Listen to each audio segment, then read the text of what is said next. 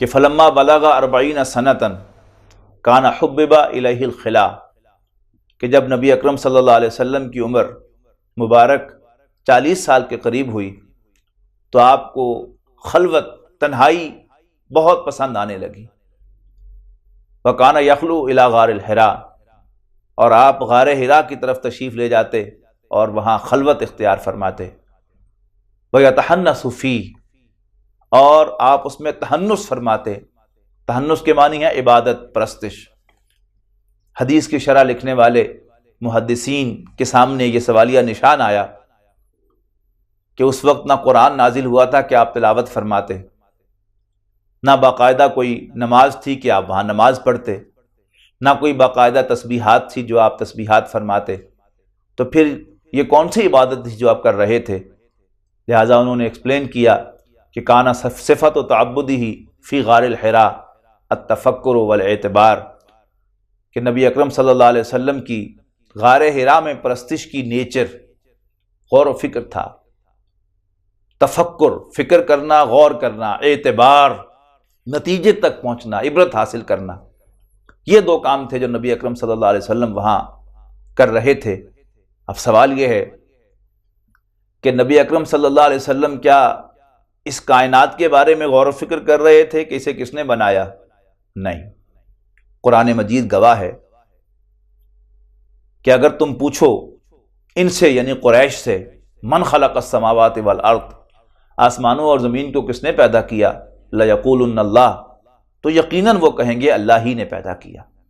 تو معلوم ہوا کہ مکے کے لوگ ان جنرل اللہ کو ہی اس کائنات کا تنہا خالق مانتے تھے، تو نبی اکرم صلی اللہ علیہ وسلم کو اس بارے میں کیا کنفیوژن ہو سکتا تھا؟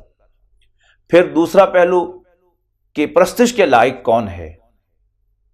نبی اکرم صلی اللہ علیہ وسلم کی زندگی اس پر گواہ تھی کہ آپ صرف اللہ رب العالمین ہی کو الہ واحد پرستش کے لائق سمجھتے تھے، اسی لیے آپ نے کبھی کسی بت کو سجدہ نہیں کیا تھا۔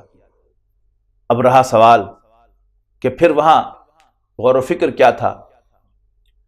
اگر تو معاملہ صرف تفصیل کا ہوتا کہ آپ اللہ تعالیٰ کی مزید معرفت حاصل کرنا چاہتے تھے، تو یہ ایسی بات نہیں ہے کہ جس کے لیے انسان پریشان ہو کر گھر بار چھوڑ کر چلا جائے۔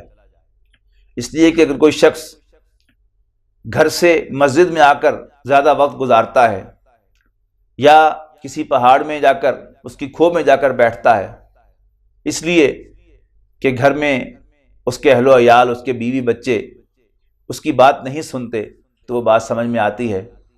لیکن جہاں ایک آرام دہ بستر ہو، ظاہر بات ہے کہ حضرت خدیجہ شہر کی ایک متمول ترین خاتون تھیں، تو ان کا گھر بھی مکے کا یقیناً ایک لگزوریس گھر ہوگا۔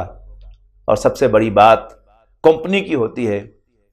جس گھر میں انسان کو حضرت خدیجہ جیسی بیوی کی کمپنی نصیب ہو، وہ بلا وجہ اس گھر کو چھوڑ کر نہیں جاتا۔ نبی اکرم صلی اللہ علیہ وسلم کا اس گھر کو چھوڑ کر جانا اور 7 ہفتے وہاں قیام کرنا، جیسا کہ روایات سے ثابت ہے، وہ بلا وجہ نہیں ہے۔ اور آپ کی زندگی اس پر گواہ ہے کہ اللہ تعالیٰ کی عبادت میں، اس کی پرست میں تو آپ پہلے ہی روز سے یکسو ہیں، لیکن انسان کے میں کیسے کام آؤں، آپ مختلف اٹیمپٹس کر رہے ہیں، ان میں کامیاب نہیں ہو رہے۔ پہلے بغیر مالی وسائل کے آپ نے یتیموں کی سرپرستی اور بیواؤں کی خبرگیری کر کے انسان کی خدمت کی، پھر حضرت خدیجہ کے مالی وسائل کے ساتھ تنہا اس رخ پر کام کیا، پھر محسوس ہوا کہ نہیں، یہ تنہا کرنے کا کام نہیں، تو حلف الفضول جوائن کی۔ اور انشاءاللہ اگلی نشست میں وہ دوسرا پہلو جو حلف الفضول کے مقاصد میں شامل تھا، اس پر بھی گفتگو ہوگی۔ لیکن معلوم ہوتا ہے کہ جلدی آپ نے محسوس کیا کہ ہم انسانیت کے کسی کام نہیں آ رہے، تو پھر میں انسان کے کیسے کام آؤں، میں انسانیت کے ساتھ کیسے بھلائی کروں؟ غالباً یہی وہ غور و فکر تھا جو کرنے کے لیے، یہی وہ گتھی تھی جو سلجھانے کے لیے آپ غار حرا میں تشریف لے گئے تھے۔ واللہ اعلم بالصواب۔ هي الحلقات تحفظني بآيات من القرآن، هي الحلقات تملأني بحب المصطفى العدنان، هي الحلقات تحفظني